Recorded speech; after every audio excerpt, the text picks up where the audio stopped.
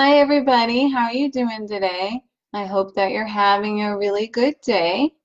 Today we're going to talk about the 10 best heart healthy flavor tips.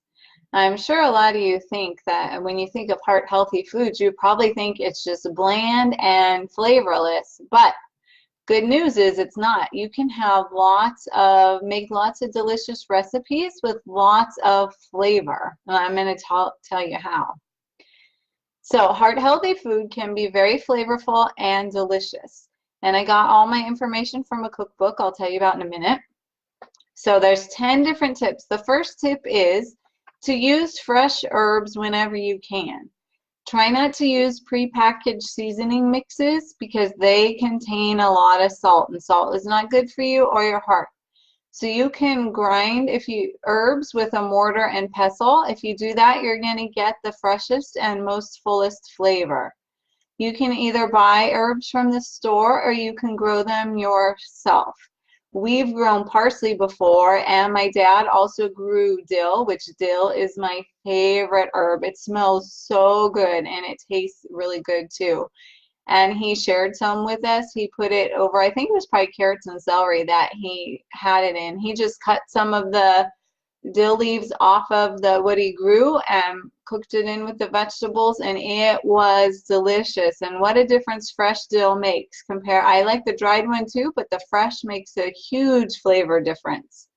So that's tip one. Tip two is when you use dried herbs, use them sparingly because they add a more pungent flavor to your dishes. So if a recipe calls for 1 tablespoon of fresh herbs, do not use 1 tablespoon of dried herbs. That will be way too much. Instead, so for 1 tablespoon of fresh herbs, you should substitute 1 teaspoon of dried herbs.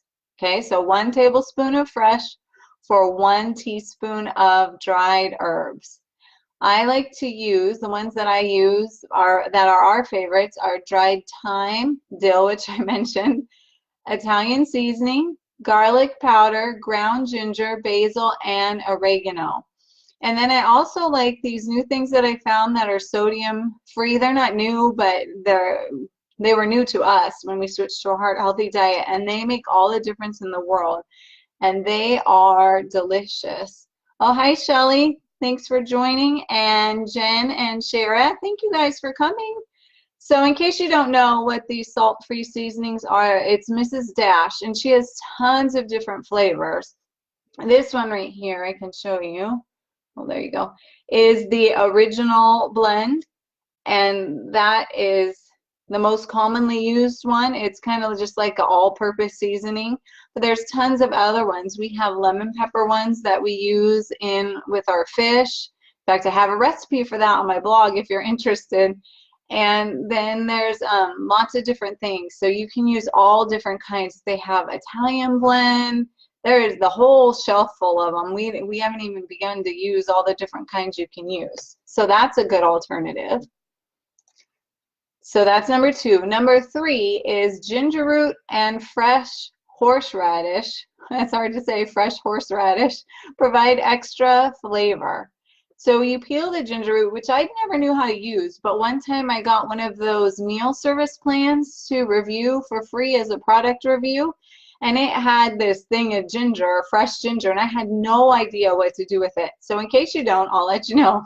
You peel the ginger root, and then you can grate it with a ginger grater if you have one, or just any kind of flat sheet type grater. And it wasn't bad. It was inexpensive and it was easy to use. I wasn't sure because I had never used it. I thought this sounds pretty complicated, but peeling it and shredding it was actually much easier than I thought. And it did give it a really nice flavor. And then horseradish too, I haven't ever used that, but I learned that you can use a food processor to grate it. And that is something that my dad loves. He loves horseradish. Tip number four is vinegar and citrus juice are also good flavor enhancers. But it's recommended that you add them at the last minute. Although I do have some recipes where you add them at the beginning. I have a slow cooker recipe for sweet and sour ribs that uses apple cider vinegar, and you add it at the very beginning. And then a lot of the fish recipes that I have use lemon and lime juice, and you add those at the beginning too, but those don't cook for long, just for half an hour, so it doesn't cook in it for too long. There's another recipe that I have, a rice recipe, and that is something that you don't use the lemon juice until the very end. So I have the recipes where I use both. I use them at the beginning and at the end. But either way, they really add a nice flavor to your food. And vinegar could be a good substitution for dressings. You can use it on vegetables, especially greens, and it's a really good substitute to the high-calorie dressings. Okay, so number 5 is citrus zest, adds a nice flavor. In case you don't know what zest is, it's the colored part of the peel and doesn't include the white pith because that's really bitter, so you don't want to use that. It's just the part of the peel. And you can grate that too. They have special graters that you can use, or you can even just use a vegetable peeler. If any of you have tried that, you can tell me what you think. I have not tried it because I don't like pulp. And I don't think that I would like the texture in my food, but I know a lot of people use it and they say it's really good, and I have a lot of recipes that call for it. I just leave it out, but they say it adds a really nice flavor. So if you don't mind that texture, then go ahead and have it added in for the flavor. The 6th tip is to use dry mustard. It adds a really nice zesty flavor in the cooking. I have a lot of recipes that I use it in, like a sweet and sour sausage recipe that I mentioned. Oh, actually I didn't mention that when I mentioned my ribs, but I have this one also on my blog if you want to see it. And let me show you what it looks like, just in case you don't know what dry mustard is. If you don't, that may sound like something weird. Hi, Melinda. Thanks for joining. So this is, oops, it's always hard to know where to aim in this thing. Okay, so dried mustard, this is what I use, ground mustard, and I can turn it around so you can actually see. It's just a yellow powder, so that's what I use for my dry mustard. By the way, none of the brands that I'm mentioning in here sponsored anything that I'm saying. I'm just telling you what I use. So dry mustard adds a really nice flavor in cooking. Number 7 is hot peppers. I don't use these because I don't like anything spicy, but I know that a lot of people do, including my dad. So, and I know he really likes making like fresh salsa for his tacos and other things, and he always adds in fresh hot peppers. But the important thing to remember with the peppers is if you're going to do some spicy pepper, make sure you wear disposable gloves while you're doing it. Or if you don't want the waste or the cost of the gloves, make sure you wash your hands really thoroughly when you're done, because the last thing you want to do is to cut the pepper and then touch your eye, because that would burn. So make sure you don't do that if you're going to use the fresh peppers. And the way to prepare them is to remove the membranes and the seeds first before you do anything.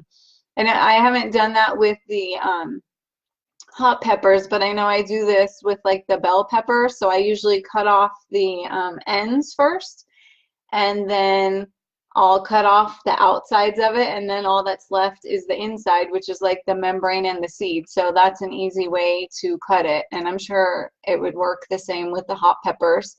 If you know of any other tips about cutting them, you can let me know in the comments. Tip number 8 is use some dried fruits and vegetables. Things like cherries, cranberries, currants, mushrooms, tomatoes, and chili peppers have a more intense flavor when they're dried. So you see a lot of these in, especially in salads. There's a lot of the dried fruits and everything, and the mushrooms, everything. I've seen a lot of that in salads. You can add them whenever you want a burst of flavor. And if you want, you can even use the flavored water that they're soaked in if they come in a jar for cooking. In fact, I am in my, let me show you that one, in my New American Heart Association cookbook, there's a really nice roasted red pepper hummus recipe in there, and it uses some of the juice in it. So here's my cookbook. I love this cookbook. It has really been a lifesaver to me. It taught me all kinds of stuff that I've learned about being heart healthy, and lots of great recipes. So that's been a really huge lifesaver to my family and I since we've had to start living heart healthy. All right, number 9 is you should dry roast seeds, nuts, and whole ground spices in order to bring out their full flavor. So you can do this by cooking them in a dry skillet or by baking them on a baking sheet. I have a rice recipe that uses slivered almonds cooked this way, and also a broccoli recipe that uses roasted sliced almonds. You can either, it said a dry skillet is what's recommended, but I do it in a little bit of soft margarine, but not very much, just enough to brown them. So that's all you have to do is just cook them in a tablespoon or less, depending on how many nuts you're going to roast, and then just cook them a little bit on the heat, not even too high heat, about low to medium heat, and just until they're brown, and make sure you turn it off and remove them from the stove as soon as they're brown, because if you do like I do and you make the mistake of just turning off the heat and then leaving them there, because they're still in a little bit of the margarine, they are gonna really brown and sometimes even burn. So if you don't want that to happen, make sure when you're done with it, either put it right into the recipe you're gonna use, or if you're not ready for that yet, then go ahead and move it to a different burner or to a hot plate so that they don't continue cooking and burn on you. Just a little tip from my experience. And number 10, the last tip, is that roasted vegetables are very flavorful. So if you roast vegetables in a hot oven, their natural sugars will caramelize and the vegetables will have a nice full flavor. We have tried this before and we liked it. My husband and I really liked it, and we thought they tasted delicious and really good. But because I make vegetables that are very done, probably way too done, my kids are used to that. In fact, they said they'd rather have their vegetables more mushy. They didn't like the crisp ones. So, but they do taste much better. So if you know, you and your husband can try it, or go ahead and try it with your kids. Maybe your kids are more open to new flavors than mine were. Or maybe you already cook your vegetables the right way and don't cook them mushy, then this would be a nice, easy transition.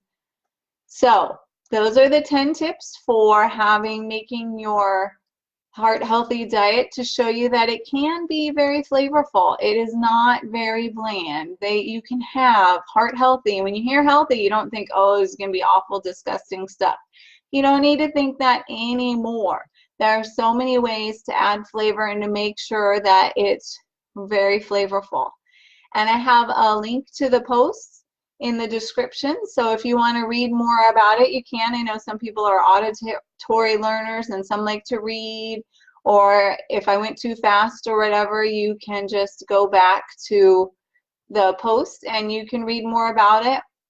And in the post, I also have links to the things that I mentioned if you want to go check out the cookbook for yourself, or if you want to look at all the different varieties of the Mrs. Dash spices that are available and everything. There's links in my post to that, to all the different kinds of graters that I mentioned, so you can look there also.